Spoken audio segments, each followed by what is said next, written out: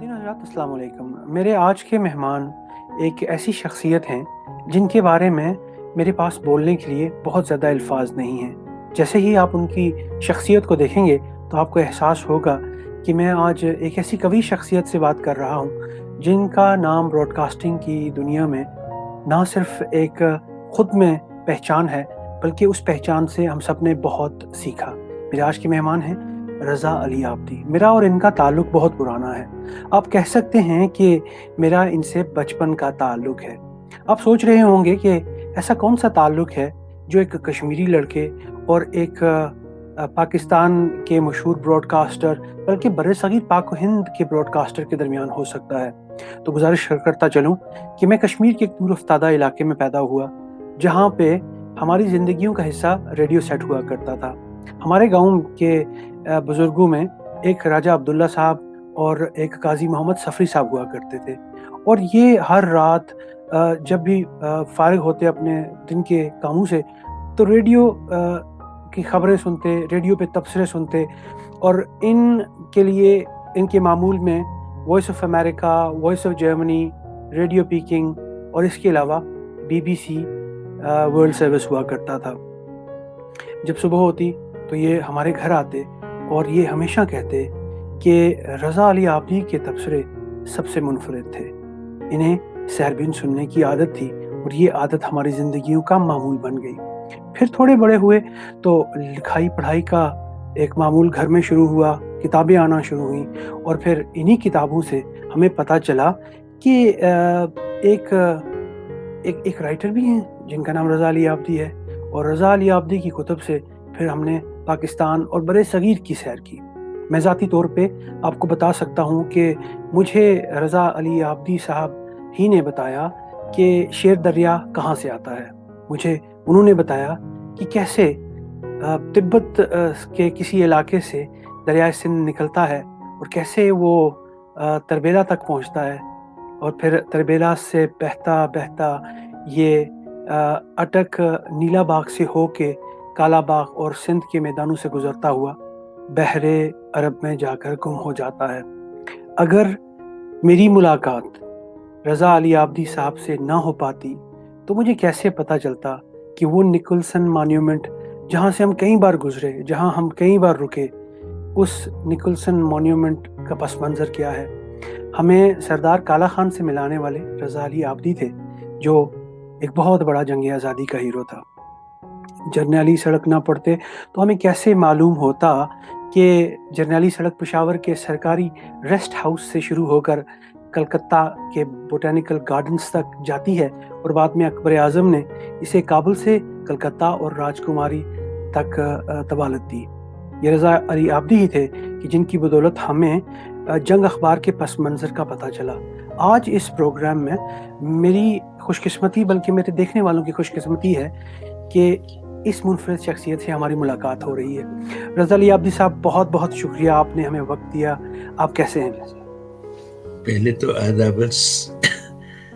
دوسرے یہ کہ ایک براڈ کاسٹر کے لیے تو یہ ایک نوید ہے کہ وہ اپنے سامعین سے, حاضرین سے, ناظرین سے بات کر رہا ہے. مائکروفون شاید میری زندگی کی بڑی کمزوری بھی ہے اور توانائی بھی, تو یہ آپ نے سعادت مجھے فراہم کی.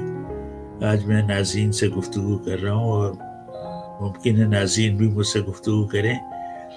بہت بہت شکر گزار ہوں اور جی خوش ہو رہا ہے. بہت طویل آپ نے تعارف کرا دیا. اب یہ ہے کہ گفتگو آگے بڑھائی جائے تاکہ اس آدھے گھنٹے کا زیادہ سے زیادہ فائدہ اٹھایا جائے. بالکل. عابدی صاحب, سب سے پہلے یہ جاننا چاہوں گا کہ 8 دہائیوں پہلے جب زندگی نے آغاز لیا تو تب سے اب تک کہاں سے یہ سفر ہوتا, چونکہ آپ کی جو کہانی ہے دریائے سندھ کی وہ ایسے لگتا ہے جیسے آپ ہی کی اپنی کہانی ہے, جیسے میری کہانی ہے, ہم سب کی کہانی ہے. دریا بل کھاتا ہوا گزرتا ہے, ہماری زندگی بھی ایسے ہی بل کھاتی ہوئی مختلف علاقوں سے ہوتی یہاں تک پہنچتی ہے. تو یہ فرمائیے گا کہ کہاں سے زندگی کے یہ رستے گزرے اور کہاں تک آپ نے کیا کچھ دیکھا, کچھ اپنا زندگی کا تجربہ ہم سے اس کا اشتراک کیجیے. سارے راز آج میں اگل دیتا ہوں آپ کے سامنے. سننے والا جو چیز سب سے زیادہ شوق سے سنتا ہے وہ ہوتی ہے کہانی. اور کس کی کہانی؟ انسان کی.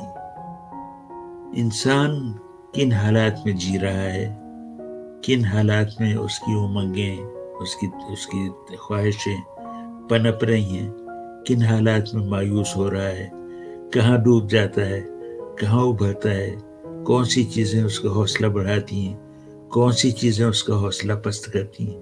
یہ سب کہانیاں ہیں انسان کی. آپ انہیں بیان کریں تو ہر آدمی سارے کام چھوڑ کے انہیں سننے لگتا ہے. جرنیلی سڑک کا سفر میں نے کیا پشاور سے کلکتے تک. دریائے سندھ کا سفر میں نے کیا، یہ سمجھیے کہ تبت کی سرحد سے اور کراچی کے ساحل تک، ٹھٹا کے ساحل تک. اسی طرح ریل کہانی کا سفر کہنے کو تو میں نے کوئٹہ سے پشاور کلکتے تک کیا، لیکن حقیقت یہ کہ پورے برصغیر کی جو ریلوے نیٹ ورک بچھا ہوا ہے جال، اس کی داستان کہی. مگر اس کی داستان نہیں تھی، یہ اس کے کنارے بسنے والوں کی داستان تھی. ریل گاڑی میں کون لوگ سفر کر رہے ہیں، اسٹیشنوں پہ کون لوگ روزی کما رہے ہیں. یہ کہانیاں ہیں سب، اور میں نے شوق سے کہی اور لوگوں نے اس سے زیادہ شوق سے سنی. یہ میں نے براڈ کاسٹنگ کسی سے سیکھی نہیں، کسی کو سکھائی نہیں، خود اپنی تربیت کی. اور یہ سارے راز میں نے پا لیے بہت جلدی، کیونکہ میں اخبار کا آدمی تھا. 15 سال میں نے اخبار میں کام کیا، 30 سال ریڈیو میں کام کیا. تو اس میں کیا سیکھا؟ کسی نے مجھے سکھایا نہیں، میں نے خود اپنی تربیت کی. لیکن بنیادی بات جو سیکھی وہ یہ کہ اپنے اور سامعین اور ناظرین کے درمیان ایک محبت کا تعلق قائم کیا جائے، وہ سب سے قیمتی تعلق ہوتا ہے. اس کا انعام آج تک پا رہا ہوں محبت کی صورت میں، جو مجھے بے پناہ ملتی ہے. ایک چیز جس کے لیے میں بہت شکر گزار ہوں آپ کا، اور آپ نے کہا کہ آپ نے تو خود کو سکھایا، سیلف ٹاٹ ہے، سیلف لرننگ ہے آپ کی.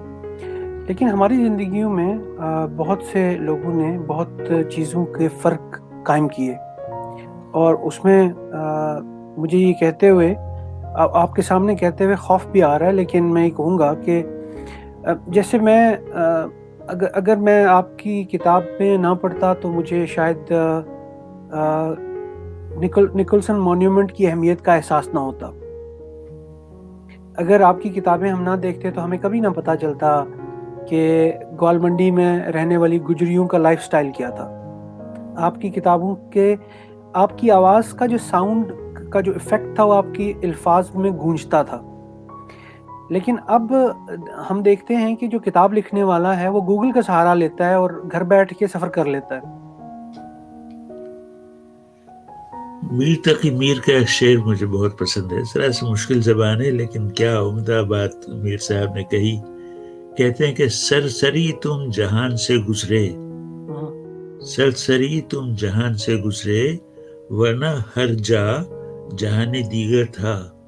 واہ، تم تو ایک اچٹتی ہوئی نگاہ ڈالتے ہوئے چلے گئے. حقیقت یہ ہے کہ ہر جگہ ایک اور جگہ بھی تھی جو لوگوں کو نظر نہیں آتی.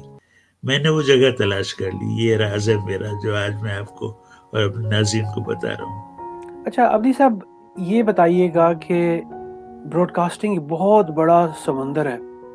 آپ اس میں غوطہ زن ہو جائیں تو میرا یہ خیال ہے کہ آواز کی دنیا تصویر کی دنیا سے بہت رنگین بھی ہے اور خوبصورت بھی ہے. کیونکہ میں نے اپنے کریئر کا آغاز براڈ کاسٹنگ سے کیا تھا، اور مجھے آج بھی لگتا ہے کہ مائکرو فون زیادہ پاورفل ہے، زیادہ طاقتور ہے، بجائے اس کے کہ جو کچھ آپ کو ٹیلی ویژن پہ نظر آتا ہے. آپ براڈ کاسٹنگ میں کیسے آئے؟ براڈ کاسٹنگ میں ایسے آیا کہ میں جنگ راولپنڈی میں کام کرتا تھا. دارالحکومت اسلام آباد ابھی نہیں بنا تھا. یہ طے ہو گیا تھا کہ راولپنڈی کے قریب جو پہاڑ ہیں ان کے دامن میں ایک شہر بسایا جائے گا جو دارالحکومت ٹھہرے گا. تو جنگ اخبار راولپنڈی سے نکلا اور اسے نکالنے کے لیے کراچی سے جو ٹیم بھیجی گئی اس میں بھی تھا. تو میں راولپنڈی پہنچا. چھوٹا سا شہر تھا، تھوڑے سے احباب تھے جن سے بہت دوستی تھی. اس میں ریڈیو پاکستان کے بہت سے لوگ شامل تھے. کبھی ان سے بات ہوتی تھی یا کبھی ٹیلی فون پہ ان سے بات ہوتی تھی. وہ ہمیشہ کہا کرتے تھے بھائی آپ ریڈیو میں جائیے، آپ کی آواز ریڈیو کے لیے بہت مناسب ہے، آپ ریڈیو میں جائیے. اچھا یہ بات میں نے ایک کان سے سنی دوسرے کان سے اڑا دی. پھر یہ ہوا کہ میں اخبار کی زندگی میں پوری طرح منہمک ہو گیا اور مجھے ایک وظیفہ ملا 3 مہینے کا صحافت کا کورس انگلستان میں. اس کے لیے میں برطانیہ آیا. اس ملک کو قریب سے دیکھا. بقول اکبر الہآبادی سدھاریں شیخ کعبے کو ہم انگلستان دیکھیں گے، وہ دیکھیں گھر خدا کا، ہم خدا کی شان دیکھیں گے. واہ، میں نے یہاں کے خدا کی شان دیکھی. ہمیں جو بس لینے آتی تھی صبح 9:25 پہ آتی تھی، روز 9:25 پہ آتی تھی. کیا بات ہے. یہ بات ایسی دل کو لگی. میں نے کہا یہ ہے جگہ جہاں کچھ چین کے کچھ برس گزارے جا سکتے ہیں. چنانچہ 5 سال کے کانٹریکٹ پہ ہم برطانیہ آ گئے اور ریڈیو سے وابستہ ہو گئے. 25 سال اخبار میں گزارنے کے بعد ہم ریڈیو سے وابستہ ہو گئے، ہم براڈ کاسٹر ہو گئے. اور اس کے بعد یہ ہوا کہ مائکروفون جو ہے بقول آپ کے وہ اصل میں مائکروفون کا چمتکار یہ ہے، کیمرے نے وہ خوبی چھین لی. مائکروفون کا چمتکار یہ ہے کہ آپ کو امیجن تصور کرنے کے لیے کھلا میدان چھوڑ دیتا ہے. آپ رضا علی عابدی کی ناک کیسی ہے، نقشہ کیسا ہے، صورت کیسی ہے، ہونٹ کیسے ہیں، ماتھا کیسا ہے، بال کتنے رہ گئے، سیاہ ہوئے کہ نہیں، یہ تو سارا کیمرہ جو ہے سارے بھید کھول دیتا ہے. مائکروفون میں آپ اگر تولیہ لپیٹ کے بھی آ جائیں تو کوئی حرج نہیں ہے، سارا کمال آپ کی گفتگو کا ہے. اس طرح سے میں براڈ کاسٹر بنا اور مجھے اور بی بی سی والوں کو دونوں کو پہلی بار پتہ چلا کہ میں اس شعبے کے لیے، اس پیشے کے لیے مناسب آدمی ہوں. چنانچہ میں نے بی بی سی سے خوب فائدہ اٹھایا اور بی بی سی والوں نے مجھ سے بھی خوب فائدہ اٹھائے. کیا بات ہے. اور ہم نے آپ دونوں سے بہت فائدہ اٹھایا. بس اس کے بعد تو پھر دنیا کھل گئی اور پھر ہم نے بھی چھلانگیں لگائیں اور آسمان کو چھونے کی کوشش کی، جس میں کسی حد تک کامیاب ہوئے. اور سب سے بڑا جو چمتکار تھا وہ بی بی سی کی مقبولیت تھی. جب میں لندن گیا اور بی بی سی میں نے اس سے وابستہ ہوا، پاکستان کا سانحہ ہو چکا تھا، پاکستان 2 ٹکڑوں میں ٹوٹ چکا تھا، بنگلہ دیش بن چکا تھا اور سننے والے لاکھوں بلکہ شاید کروڑوں میں تھے. ان دنوں میں نے ریڈیو جوائن کیا اور اس کا نتیجہ یہ ہوا کہ مجھے پہلے ہی سے بہت بڑی آڈینس ملی، جسے میں نے پھر شیشے میں اتارا اور اسے محبت دی اور اس سے محبت لی، دونوں ہاتھوں سے بٹور کے ہم دونوں مالدار ہو گئے. سچی بات یہ ہے. بہت خوب. اچھا، آپ کے جو سفر ہیں اور آپ کی جو تحریر ہے اس میں مٹی سے بہت جڑی باتیں ہیں. آپ جو تصویر کشی کرتے رہے، جو منظر نگاری کرتے رہے، یہاں تک کہ آپ نے جو کیمرے سے تصویریں اتاری ہیں اس میں شخصیات بڑی پرومیننٹ ہیں. اس میں آپ چہرے دیکھ سکتے ہیں، سندھ کے صحراؤں میں کھڑے لوگوں کے چہرے، پنجاب کی گلیوں میں پھرنے والے لوگوں کے چہرے، یا ہندوستان جب آپ گئے تو وہاں کے آپ نے تصویر کشی کی. انسان سے جو آپ کا رشتہ ہے، آپ کے سننے والے سے جو آپ کا رشتہ ہے، اس میں ایک عجیب سا جادوئی تعلق نظر آتا ہے. کیا اس کی وجہ یہ ہے کہ آپ کا جو بر صغیر سے تعلق تھا وہ آپ کبھی ختم نہیں کر پائے، یا برطانیہ آنے کے بعد وہ تعلق زیادہ نکھرا؟ برطانیہ آنے کے بعد ہی تو میں نے بر صغیر کو دیکھا. اس سے پہلے تو کراچی میں رہتا تھا، ٹنڈو آدم سے آگے نہیں گیا تھا کبھی. لندن آ کر میں نے کون سا گوشہ ہے جو چھوڑا ہو جو میں نے نہ دیکھا ہو. ٹونک سے کلکتے تک اور لداخ سے میسور تک، یہ سارا علاقہ میرا دیکھا ہوا ہے. لیکن جب میں کہتا ہوں علاقہ دیکھا ہوا ہے، میں دراصل یہ کہہ رہا ہوں کہ اس علاقے کے لوگوں کو میں نے دیکھا. جو سفر میں مجھے لوگ ملے جن کی تصویروں کا آپ نے ذکر کیا، سب سے زیادہ جو 2 تصویریں اور 2 انٹرویو مجھے پسند ہیں، وہ ایک ملتان کینٹ کے اسٹیشن پہ ملنے والے بوڑھا کلی، ایک رامپور ریاست رامپور کے اسٹیشن پہ ملنے والا بوڑھا کلی اصغر علی. یہ دونوں مجھے عزیز ہیں. ان کی تصویریں میں ہمیشہ فیس بک پہ ڈالتا ہوں، ان کی کہانیاں ڈالتا ہوں. اصل میں جب میں دریا پہ پروگرام کر رہا ہوں، وہ دریا کے بارے میں نہیں تھا، وہ دریا کے کنارے بسنے والوں کے بارے میں تھا. اسی طرح جرنیلی سڑک، ریل کہانی، کتب خانہ بے شک زندہ لوگوں کی کہانی نہیں ہے، پرانی کتابوں کا ذکر تھا پورے پروگرام میں، ان کتابوں کا جو ہمارے باپ دادا نے چھوڑی تھی. لیکن وہ جڑی ہوئی تھی کہانیاں ہمارے بزرگوں سے، یعنی انسان سے. ہمارے بزرگوں نے کیا پڑھا، کیا لکھا، کس طرح زبان کو برتا، زبان نے کیسے بتدریج ترقی کی. 1803 سے 1899 تک کی کتابیں میں نے نکال کے پڑھی انڈیا آفس لائبریری میں، اور اپنے سننے والوں کو پڑھ کے سنائی. میں نے جو کچھ پڑھا وہ پاس آن کر دیا اپنے سننے والوں کو. سننے والوں کے مزے آ گئے کہ گھر بیٹھے علم آ رہا ہے. ایک صاحب پوری کتاب پڑھ کر ہر ہفتے سنا رہے ہیں، بجائے اس کے کہ ہم یہ زحمت اٹھائیں. ایک اور صاحب رضا علی عابدی صاحب یہ زحمت کر کے ہمارے کانوں میں یہ امرت کھول رہے ہیں علم کا. تو علم کا تو یہ ہے کہ جس راستے سے بھی ملے اسے قبول کرنا چاہیے، اس کو ویلکم کرنا چاہیے. یہی ہوا، میں نے بھی علم بٹورا لیکن پاس آن کر دیا اپنے سامعین کو. یہ میں سمجھتا ہوں کہ میں نے سب بڑی نیکی کی ہے. عابدی صاحب، کچھ اپنے پس منظر کے بارے میں ذرا نجی زندگی میں آتے ہیں. روڑکی میں پیدائش ہوئی آپ کی، اور وہی متحدہ ہندوستان تھا اس وقت. جی، میں 1935 کے قریب کہیں پیدا ہوا تھا. میری تاریخوں میں شک ہے. انگریزوں کا ہندوستان تھا. یہ سمجھیے کہ اتنا مکمل نظام تھا. جب میں 7 سال کا ہوا، چھوٹے سے شہر میں جب 7 سال کا ہوا، تو میرے والد کو خط آیا میونسپلٹی سے کہ آپ کا بیٹا 7 سال کا ہو گیا ہے، اسے پرائمری اسکول نمبر 2 میں داخل کرائیے.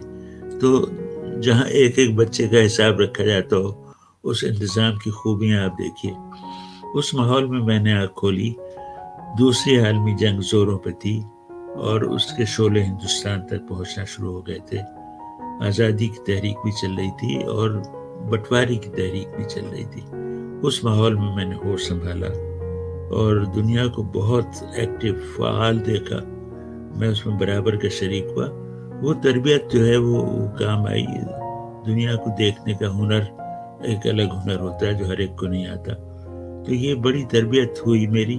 روڑکی چھوٹا سا شہر، اس وقت اس صوبے کا نام یوپی تھا، اب کچھ اور ہو گیا. روڑکی میں انگریزوں نے ہندوستانی لڑکوں کو انجینئرنگ سکھانے کے لیے ایک بہت بڑا شاندار آکسفورڈ کیمبرج جیسا کالج قائم کیا تھا. Roorkee engineering, civil engineering college. اس میں انگریزوں کو پورے ہندوستان میں ترقی کے کام کرنے کے لیے انجینئروں کی ضرورت تھی. تو مقامی لڑکوں کو روڑکی انجینئرنگ کالج میں انجینئرنگ کی تعلیم دینا شروع کی. بہت کم لوگ جانتے ہیں وہ تعلیم اردو میں ہوتی تھی. انہوں نے اپنا وہ چھاپا خانہ کھولا، اپنی کتابیں اردو میں ترجمہ کرائیں، اور وہاں میرے والد لکھنؤ چھوڑ کے جو اجڑ رہا تھا، لوگ پیسہ پانی کی طرح بہا کے اپنی دولت ضائع کر چکے تھے، تو میرے والد نے لکھنؤ چھوڑا اور انجینئرنگ پڑھنے روڑکی گئے. خاندان والوں نے بہت مذاق اڑایا کہ بڑا ہی مستری بنو گے. انہوں نے کہا مجھے پرواہ نہیں. اور روڑکی گئے، انجینئرنگ پڑھی، پہلی پوزیشن میں کامیاب ہوئے. وہیں استاد ہو گئے، انجینئرنگ پڑھائی لڑکوں کو، وہیں ریٹائر ہوئے، وہیں آباد ہو گئے. ہم سارے بھائی بہن وہیں پیدا ہوئے. چھوٹا سا شہر تھا، بڑا پرسکون اور بڑا خوشحال اور خوبصورت، جس کے بیچ سے انگریزوں نے گنگا کی نہر نکالی تھی، جس کا ٹھنڈا پانی مہکتا تھا، اس کی خوشبو ہوا میں پھیلتی تھی. اس ماحول میں، اس فضا میں ہم نے آنکھ کھولی. ہماری تعلیم رڑکی میں شروع ہوئی. ابتدائی تعلیم میں نے 9ویں جماعت تک رڑکی میں تعلیم پائی. اس وقت ہندی میں تعلیم شروع ہو گئی تھی. اس کے بعد سن 50 میں ہم لوگ پاکستان منتقل ہو گئے، کراچی.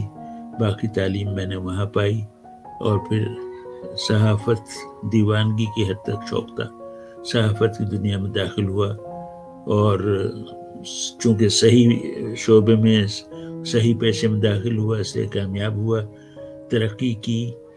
معمولی پروف ریڈر سے شروع کر کے سینئر نیوز ایڈیٹر تک ہوا روزناموں کا. اور وہیں سے پھر BBC میں درخواست دی. انہوں نے بہت ٹھوک بجا کے مجھے بھرتی کر لیا. لیکن میں نے کہا، تم مجھے بھرتی کرو، پچھتاؤ گے نہیں، یہ میں تمہیں یقین دلاتا ہوں. میری بات سچ ثابت ہوئی، اور مجھے وہاں ویلکم کیا گیا. اور پھر وہاں بھی میں نے ترقی کی. صرف یہ کہ اردو سروس کا سربراہ نہیں بن سکا، کیونکہ رنگدار لوگوں کو ذرا مشکل ہی سے بناتے تھے. تو لیکن بڑے اچھے لوگ سربراہ بنے. انہوں نے میرا بڑا خیال رکھا اور میری خوبیوں کا فائدہ اٹھایا، اور مجھے موقع دیا کام کرنے کا. یہ زندگی کے روشن اور کامیاب پہلو ہیں میرے. اور یہ وہ پہلو ہے جس کو بہت سے لوگ جاننا چاہتے تھے.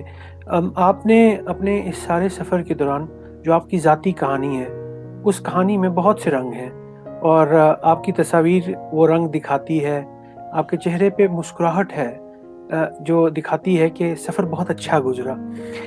آپ نے ذکر کیا 47 کا، اور بہت لوگ بہت سے مسائل پہ بات نہیں کرتے ہیں. لیکن جب آپ ہجرت کر کے پاکستان آئے تو اس وقت آپ ایسی عمر میں تھے کہ جہاں پہ آپ کو سمجھ تھی کہ کیا ہو رہا ہے. جو 47 میں ہوا وہ کیا تجربہ تھا؟ سن 47 میں 15 سال کے قریب میری عمر ہو گئی تھی. آزادی کی مڈ نائٹ، درمیانی شب میں نے دیکھی. لوگ جشن منا رہے تھے. ہم ہندوؤں کے علاقے میں آباد تھے، تو وہ اپنی آزادی کا جشن منا رہے تھے. مسلمانوں کے محلے میں خاموشی تھی. انہیں پورا اندازہ نہیں تھا کہ کیا ہوا ہے اور کیا ہونے والا ہے. تو وہ وقت ہم نے دیکھا. ہمارا گھرانہ رڑکی سے منتقل ہو کے ہاپوڑ چلا گیا. یوپی کا ایک اور شہر ہے جہاں ہمارے بہنوئی تحصیلدار تھے، اور بہت محفوظ تحصیل کے مکانوں میں رہتے تھے. ہم لوگ وہاں چلے گئے. رڑکی میں صرف میرے والد اور ایک بھائی رہے. تو میں نے 3 سال ہاپوڑ میں تعلیم پائی. انتظار حسین جیسے کہانی نویس ہمارے شہر میں آباد تھے. بابا اردو مولوی عبدالحق کا شہر تھا. ہاپوڑ بڑا مردم خیز شہر تھا. اور وہاں پھر میں نے 3 سال وہاں تعلیم پائی. ہندی پھر وہاں شروع ہو گئی، اور اس کے بعد پھر ہم واپس اڑ کے آ گئے. سن 50 میں جب ہم نے نقل وطن کیا تو خونریزی ختم ہو چکی تھی. صرف یہ تھا کہ گھر کی عورتوں کے برقع اتروا دیے گئے تھے کہ بہت ہی نمایاں نہ ہو کہ مسلمان عورتیں جا رہی ہیں. لیکن وہ پرسکون زمانہ تھا. سن 50 تک جو خونریزی ہونا تھی ہو چکی تھی. تو ہم سکون سے پاکستان منتقل ہو گئے، اور پھر ایک دشوار زندگی شروع ہوئی. کراچی کے سرکاری کوارٹر جو میرے بہنوئی کو ملا ہوا تھا، جس میں 2 کمرے تھے، اس میں 21 آدمی رہے. اور اتنے کہ رات کو پھر ہم لوگ 4 پائیاں باہر نکال کے، گھر کے سامنے چھوٹا سا باغیچہ تھا، اس میں سوتے تھے. گھر میں اتنی جگہ نہیں تھی. کئی برس اس میں گزارے ہم نے، جب تک کہ ہمارا اپنا مکان نہیں بنا. پھر اس کے بعد بہت اچھا زمانہ دیکھا، اور سارے بھائیوں نے، 6 بھائی تھے ہم، سب نے ماشاءاللہ ترقی کی، نام پایا، آرام کی زندگی گزاری، اونچے مقام پائے. میرے ایک بھائی نے تربیلا ڈیم بنوایا، منگلا ڈیم کی تعمیر میں ہاتھ بٹایا. میرے ایک بھائی ریڈیو اور ٹیلی ویژن کے انجینئر تھے.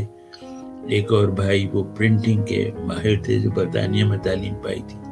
ان سے چھوٹے بھائی، یعنی مجھ سے بڑے بھائی جو تھے، وہ الیکٹرانکس کے ماہر تھے اور جرمنی میں وہ کام سیکھ کر آئے تھے، اور انہوں نے پاکستانی فوج کو کوبرا میزائل دیا تھا. اس کے بعد میں تھا، میں سب سے الگ، سب انجینئر تھے، میں صحافت میں چلا گیا تھا. پھر مجھ سے چھوٹا بھائی جو ہے، وہ مجھ سے 6 سال چھوٹا ہے، وہ آرکیٹیکچر میں فن تعمیرات میں اس نے بڑا نام پایا، بہت اونچا مقام پایا. تو ہم سب نے پھر اللہ کا شکریہ بہت اچھی زندگی دیکھی. اس میں پاکستان نے ہمیں بہت کچھ دیا، اس کا شکریہ ادا کرتے ہیں آج تک. اب جو حالات ہیں جن میں ہم رہ رہے ہیں، یہ بہت سیاسی لحاظ سے بھی اور جغرافیائی لحاظ سے بھی بہت اہم حالات ہیں. دنیا کے نقشے بدل رہے ہیں، حالات بدل رہے ہیں، سیاست میں گرمی سردی بہت زیادہ ہو گئی ہے. آپ کیا دیکھتے ہیں کہ پاکستان کے اب کے جو حالات ہیں ان کا، جب آپ، چونکہ آپ پاکستان کے ساتھ ساتھ بڑے ہوئے، آپ کو کیا لگتا ہے کہ جو اب حالات ہیں پاکستان کے، یہ بہتری کی طرف جائیں گے یا مزید بگڑیں گے؟ پاکستان کو باقی دنیا سے کاٹ کے نہیں دیکھا جا سکتا. دنیا کے حالات کسی نہ کسی طرح سے اتھل پتھل کا شکار ہیں. ہر جگہ کے مسائل ہیں اور مختلف ہیں، لیکن ہم 14 اگست کو آزاد ہوئے. کئی ملک، کئی قومیں ایسی جو انہی دنوں آزاد ہوئی، ان میں سے بعض ہم سے بہت آگے نکل گئی. اس کا دکھ ہوتا ہے. پاکستان کو ہم نے پنپتے ہوئے، خوشحال ہوتے ہوئے دیکھا، سہولت کے دن دیکھے، سکون کے دن دیکھے. پھر اس میں فساد کی صورت پیدا ہوئی، فوج نے مداخلت کرنا شروع کی اور سیاستدانوں نے اپنی کارستانیاں شروع کر دی. لیاقت علی خان کو قتل کرایا گیا اور اس کے بعد پھر حالات بگڑتے گئے، بہتر نہیں ہوئے. کبھی جو یہ کہتے ہوئے دل دکھتا ہے، کبھی 2-3 سال کی بیچ میں ایسی مدت آئی جب بہت اچھا زمانہ آیا. وہ 3 سال، یہ 2 سال ہمیشہ فوجی حکمرانی کے دنوں میں آئے، جب بہت اچھے دن ہم نے دیکھا. ایوب خان کے کہنے کو فوجی آمریت تھی، مگر ترقی کا سارا کام اسی دور میں ہوا. کیا زمانہ تھا. میں اگر بیان کروں تو لوگ مجھ پہ طرح طرح کے الزام دھریں گے، لیکن ایسا کام ہوا. لیکن پھر کیا ہوا کہ فاطمہ جناح کے خلاف الیکشن میں کھڑے ہو گئے اور ایوب مرد آباد کے نعرے سنے ہم نے. پھر یہ اختتام ہوا. اس کے بعد حالات بگڑتے ہی گئے اور ہمارے ساتھ چین آزاد ہوا، بھارت آزاد ہوا. اب بعد میں بنگلہ دیش نے آزادی حاصل کی، وہ بھی ہم سے ذرا آگے ہی نکلتے جا رہے ہیں. تو اس کا دکھ ہوتا ہے. بڑی صلاحیتیں تھیں، بڑے ہنرمند لوگ تھے پاکستانی. کاریگر جو ہیں، انہیں کوئی مشین دکھا دیجیے ویسی مشین بنا دیں گے. ایسا ہنرمند قوم تھی. اس کو تو بہت آگے جانا چاہیے تھا. گئی آگے، لیکن اتنی آگے نہیں گئی جہاں ہمارے دل کو تشفی ہو جائے.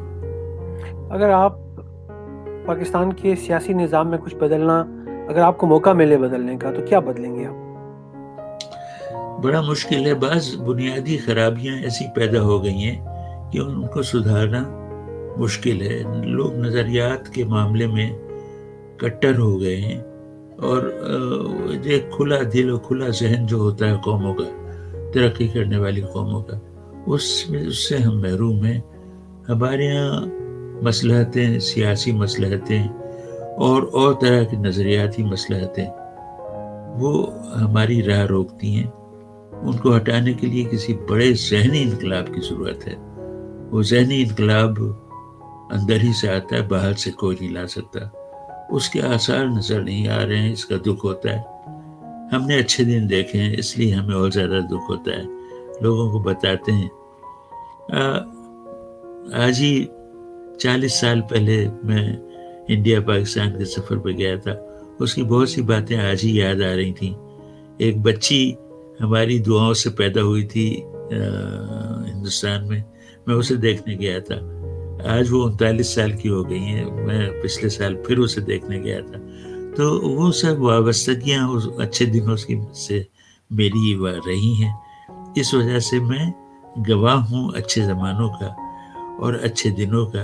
اس لیے میرا دل زیادہ دکھتا ہے. لوگوں کو بتاتا ہوں تو لوگ مسرور ہوتے ہیں، خوش ہوتے ہیں لیکن میرا مذاق بھی اڑاتے ہیں کہ میں کن خوابوں میں گم ہوں ابھی تک. یہ وہ خواب ہیں جو صرف آپ نے نہیں بلکہ بہت سے لوگوں نے دیکھے، اور ان خوابوں کی تلاش میں آج بھی وہ قافلہ جو ایک ملک بنانے کے لیے نکلا تھا وہ شاید ابھی تک منزل پہ نہیں پہنچ پایا. مجھے گھڑی میرے سامنے ہے اور میں چاہتا ہوں کہ ان گھڑی کی سوئیوں کی قدر کی جائے، لیکن کچھ بہت اہم سوالات ہیں جو میں آپ سے کرنا چاہوں گا. آپ نے مجھے موقع دیا ہے، یہ ہمارے لیے بہت فخر کی بات ہے. میری زندگی کے بہترین انٹرویوز میں سے ایک انٹرویو ہوگا، مجھے امید ہے. آپ کو کتنا اچھا لگ رہا ہے مجھے نہیں پتا، لیکن مجھے بہت اچھا لگ رہا ہے. یہ فرمائیے گا کہ آپ نے زندگی میں بہت لوگوں کے انٹرویوز کیے، بہت سی کہانیاں لکھی، کون سا کوئی ایک ایسا انٹرویو ہے جو آپ کی زندگی کا آپ کہیں گے کہ بہترین انٹرویو تھا؟ وہ بڑا ہی خاموش انٹرویو تھا جس میں چپ لگی ہوئی تھی، اور وہ انٹرویو ہمارے وقت کے سب سے بڑے گلوکار، بہت بڑے گلوکار محمد رفیع کا تھا، جن کے بارے میں ہم نے سنا تھا کہ گاتے ہیں تو دیواریں ہلتی ہیں اور چھتیں گر پڑتی ہیں. جب انہیں انٹرویو کرنے گئے تو پتہ چلا انہیں بولنا نہیں آتا، انہیں گفتگو کرنا نہیں آتی. وہ امرتسر کے ایک گاؤں کے باشندے تھے، وہ مرتے دم تک اس گاؤں کے باشندے رہے. بس یہ ہے کہ انہیں قدرت نے ایک تحفہ ایسا عطا کیا جو ہر ایک کے حصے میں نہیں آتا. ان کو ایسا گلا دیا اور ایسی انہیں خوشگلو آواز ان کو دی. وہ انٹرویو مجھے یاد رہے گا. میں نے ان سے سوال کیے تو انہیں جواب دینا نہیں آتے تھے. ایک ان کے بہنوئی یا ان کے سالے ان کے پیچھے بیٹھتے تھے، وہ جواب دیتے تھے تو رفیع صاحب وہ جواب دہراتے تھے. وہ یاد رہے گا. اتنا ناکام انٹرویو تھا، اتنے بڑے آدمی کا انٹرویو حاصل کرنے میں تو ہم کامیاب ہو گئے تھے. وہ انکار کرتے تھے، کسی کو انٹرویو نہیں دیتے تھے، اس لیے کہ انہیں اپنی کمی کا پتہ تھا. ہم نے اپنے دفتر کے سربراہ سے جو انگریز تھا ٹیلی فون کروایا. ہم نے کہا انگریزی میں جب بات کریں گے تو رفیع صاحب یا تو یس کہیں گے یا نو کہیں گے. نو کہیں گے تو پھر ایک اور جملہ بولنا پڑے گا کیوں، تو یس کہہ کے وہ اپنی جان چھڑائیں گے. تو ہم نے رفیع صاحب کو ٹیلی فون کروایا، انہوں نے یس کہہ دی. اب ہمارا خوشی کے مارے برا حال کہ محمد رفیع انٹرویو دینے کے لیے تیار ہو گئے. وہاں گئے تو پتہ چلا کہ وہ تو اپنے اسی پرانے گھرانے کی روایت پر کام ہے، انہیں بولنا نہیں آتا. وہ ناکام انٹرویو تھا لیکن یادگار انٹرویو تھا. انٹرویو کرنے ابھی کل ایک بچی مجھ پہ مقالے لکھ رہی ہے، تو اس نے پوچھا کہ کن کن لوگوں کو آپ نے انٹرویو کیا.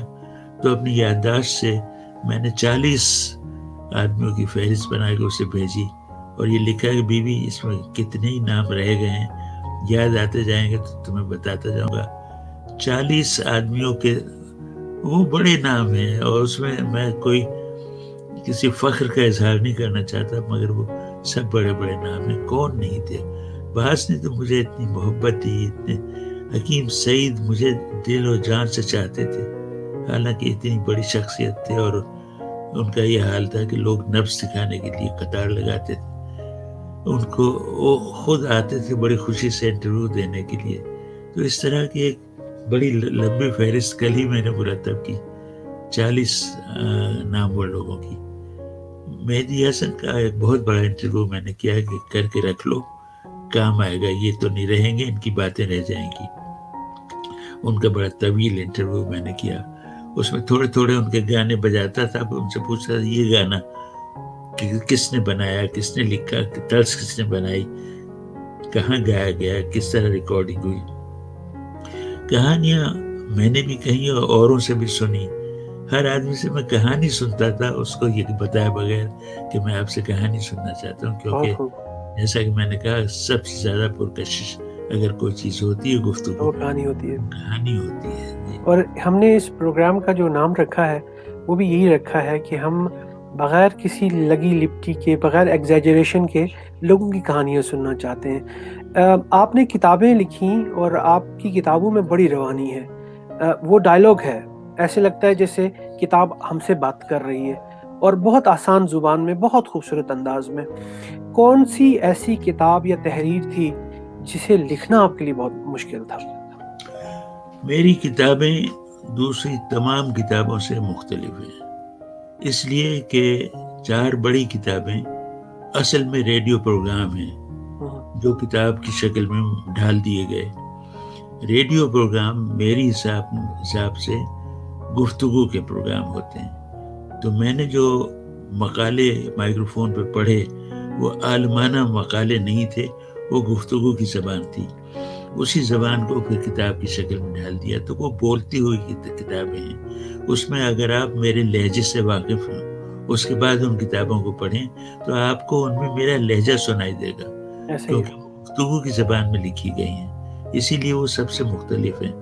اسی لیے ابھی ایک صاحب نے امریکہ سے فون کیا، بات کر رہے تھے، کہنے لگے کہ میں ایک محفل میں شریک ہوا جس میں اردو ادب اور ادیبوں کی بات ہو رہی تھی، آپ کا تو کوئی ذکر نہیں تھا اس میں نے نہیں ہوگا، اس لیے کہ میں ادیب نہیں ہوں، میں ادب کا آدمی نہیں ہوں، میں گفتگو کا آدمی ہوں، میں کہانی کار ہوں، میں ادیب نہیں ہوں، اس لیے وہ مجھے اپنی صفوں میں شامل نہیں کرتے، میرے ادب کو ادب نہیں مانتے۔ بالکل اسی طرح جیسے جو لوگ فلم کے لیے شاعری کرتے ہیں، باقی شاعر ان کی شاعری کو نہیں مانتے، باقی شاعر یہ کہتے ہیں کہ ہم علمی شاعر ہیں، آپ فلمی شاعر ہیں۔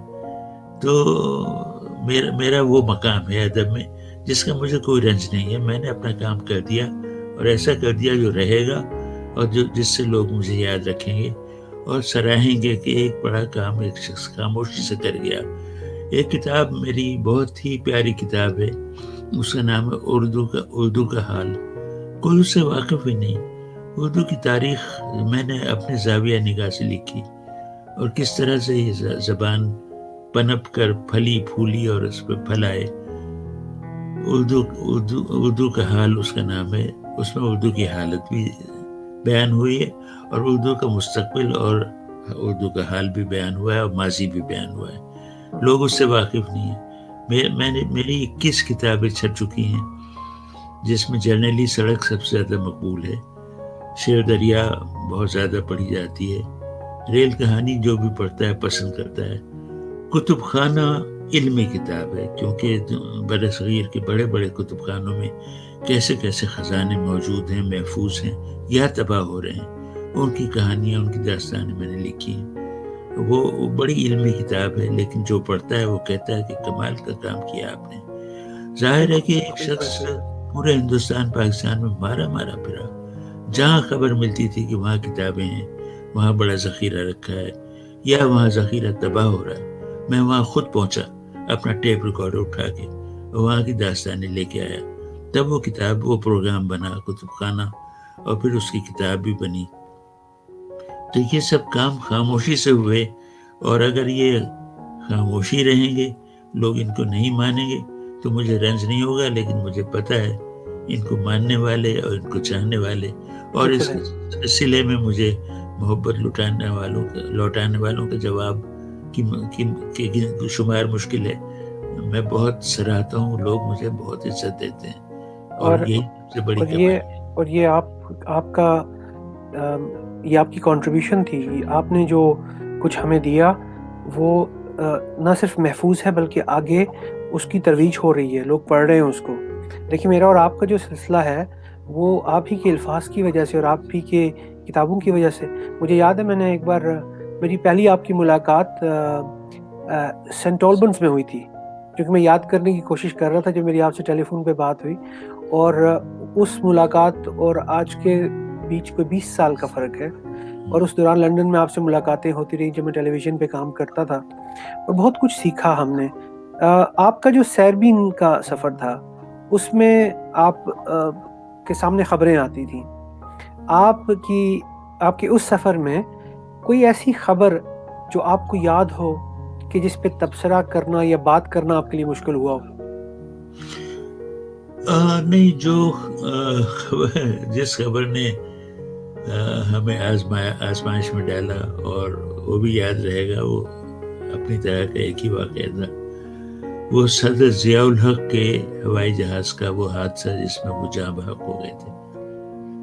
وہ وہی وقت تھا جب سیربین نشر ہونے والا تھا اور پروگرام تیار تھا، تمام کاغذوں کے پلندے ہمارے ہاتھوں میں تھے، اور ہم اسٹوڈیو جانے والے تھے تو لاؤڈ اسپیکر پہ اعلان ہوا کہ پاکستان میں ایک ایئر کریش ہوا ہے جس میں صدر ضیاء الحق کا نام بھی سننے میں آ رہا ہے، تفصیل نہیں معلوم۔ سارا ہماری محنت جو ہم نے تعمیر کی تھی عمارت، وہ دھڑام سے نیچے آ رہی، اور اب ہم نے مزید معلومات حاصل کرنا چاہیں تو وہ حاصل نہیں ہو رہی تھی۔ یہ ہمیں معلوم ہوا کہ بہاولپور کے قریب طیارے کا حادثہ ہوا ہے، اس میں صدر ضیاء الحق بھی تھے۔ بہاولپور کے سارے ٹیلی فون ڈیڈ ہو گئے، اور جتنے ہم نے چاہا، دوست ہمارے وہاں بہت تھے، جتنا ہم نے چاہا کسی سے رابطہ قائم ہو جائے، کوئی رابطہ قائم نہیں ہوا، حالانکہ ہمارے دوستوں نے اس طیارے کو اپنے آنکھوں سے گرتے ہوئے بھی دیکھا تھا، لیکن وہ کوئی ٹیلی فون نہیں مل رہا تھا، اور کوئی تفصیل بھی نہیں آ رہی تھی سوائے اس کے کہ یہ کنفرم ہو گیا تھا کہ اس میں ضیاء الحق صاحب تھے، وہ بھی طیارے کے حادثے میں کوئی نہیں بچا ہے، سب ہلاک ہو گئے۔ پروگرام کا وقت ہو گیا، وہ تو انتظار نہیں کرتا، نہ اس کو ٹالا جا سکتا ہے۔ میں اپنے ساتھیوں کو، آصف جیلانی اور دوسرے ساتھی جو اس وقت ڈیوٹی پہ تھے، ہم سب اسٹوڈیو میں چلے گئے، اور میں نے کہا اب ہم کسی کو انٹرویو کرنے کے قابل نہیں ہیں، ابھی یہ حالت نہیں ہے، اور ہم کسی سے تبصرہ بھی نہیں کرا سکتے، ہم آپس میں ہی تبصرہ کریں گے۔ چنانچہ یہ خبر سنا کر ہم نے پھر آپس میں گفتگو کی۔ سارا پروگرام تحریری نہیں تھا، بغیر کسی اسکرپٹ کے ہوا، اور اس طرح سے وہ باہر نکل کے کھلی ہوا میں گہری گہری سانسیں لیں اور تفصیل جاننا چاہیے۔ اس وقت تک تفصیل نہیں آ رہی تھی، کیونکہ فوج نے بالکل سختی سے ہر چیز بند کر دی تھی۔ تو وہ واقعہ یاد رہے گا، عجیب واقعہ تھا، اور کیسا اس نے ہمیں آزمایا، لیکن وہ پروگرام بہت اچھا ہوا تھا۔ اسی طرح سے ایک پروگرام جو میں نے نہیں کیا، وہ بھٹو صاحب کی پھانسی کا تھا، جو ہمارے ساتھی اطہر علی صاحب نے کیا۔ مارکٹلی ہمارا جو نامہ نگار تھا، وہ راولپنڈی کے سینٹرل جیل کے باہر بیٹھا ہوا تھا، جہاں اندر پھانسی ہونے والی تھی۔ وہاں سے اس نے خبر دی، اور اطہر علی ہمارے ساتھی، بڑے سینئر ساتھی تھے، مرحوم وقار احمد ہمارے بہت سینئر ساتھی تھے، مرحوم دونوں حالات حاضرہ کے پروگرام کرتے تھے، سیربین وقار احمد ہی کیا کرتے تھے۔ تو بھٹو صاحب کی پھانسی کی خبر نشر ہوئی، اس پہ تبصرہ اطہر علی صاحب نے اپنا تبصرہ اپنے ہاتھ سے لکھ کر ریڈیو پر نشر کیا، جس کی بڑی تعریف ہوئی۔ وہ بھی ایک بڑا آزمائشی پروگرام ہوگا، لیکن میں اسے باہر سے مشاہدہ کرنے والوں میں تھا، میں اس میں شریک نہیں تھا۔ بہت سے سوالات اور بہت سی باتیں ہیں جو کی جا سکتی ہیں، لیکن میں چونکہ یہ لبرٹی لے چکا ہوں کہ 10 منٹ میں وقت سے اوپر جا چکا ہوں، اس پروگرام کو یہیں ختم کریں گے، لیکن اس دعا کے ساتھ کہ اللہ تعالیٰ آپ کو صحت دیں، اور آپ مزید ہمارے ذہنوں کی آبیاری کر سکیں، ہمیں سکھا سکیں، ہمیں بتا سکیں۔ جو دیکھنے والے اس وقت آپ کو دیکھ رہے ہیں دنیا میں کہیں بھی، ان کو آپ اپنی طرف سے کیا پیغام دینا چاہیں گے؟ زندگی کا نچوڑ کیا بیان کرنا چاہیں گے؟ انسان سے محبت کیجئے۔ درد مندی سب سے بڑا عطیہ ہے جو اللہ تعالیٰ نے انسان کے اندر رکھا ہے، اس کو بیدار کیجئے، درد مندی جگائیے۔ میں سمجھتا ہوں سب سے بڑی نیکی، لوگ بہت باتیں کرتے ہیں، میں ایک کان سے سنتا ہوں دوسرے سے سن رہا، سب سے بڑی نیکی انسان کے ساتھ ہمدردی اور درد مندی ہے۔ کوئی شخص بھوکا نہ سونے پائے، کوئی شخص علاج سے محروم نہ رہ جائے، اتنی کہانیاں سنتا ہوں۔ اپنے اکاؤنٹ سے ہر ایک کو پیسے بھیجتا رہتا ہوں اور خوش ہوتا ہوں، کسی کو بتاتا نہیں، اس وقت منہ سے نکل گیا، ورنہ میں اس کا ذکر بھی نہ کرتا۔ لیکن درد مندی سب سے بڑا تحفہ ہے جو قدرت نے ہمیں عطا کیا ہے، اس کو روبرو لائیے، انسان سے بھلائی کیجئے، اس کی دعائیں لیجئے، اسے دعائیں دیجئے، وہ دعائیں کام آئیں گی اس دنیا میں بھی، اور اگر آخرت میں کوئی دنیا ہے تو اس میں بھی کام آئیں گی انشاءاللہ۔ بہت بہت شکریہ جناب رضا علی عابدی صاحب۔ خواتین حضرات، یہ میرے مہمان تھے رضا علی عابدی، اور ان کی کہانی ہم نے سنی، اور ان کی کہانی سے ہم نے بہت کچھ سیکھا۔ ایک اور کہانی کے لیے اگلی کسی محفل میں آپ سے ملاقات ہوگی. اس پروگرام کا اشتراک اپنے ساتھیوں سے کیجیے گا اور چینل سبسکرائب کیجیے تاکہ مزید ایسی شخصیات سے آپ کی ملاقات کی جا سکے. ملاقات ہم بھی کرنا چاہیں گے اور آپ بھی کرنا چاہیں گے. اس کے لیے ضروری ہے کہ ہمارا یہ رابطہ قائم رہ سکے. اپنا بہت خیال رکھیے گا. ملتے ہیں جلد. فی امان اللہ. اللہ حافظ.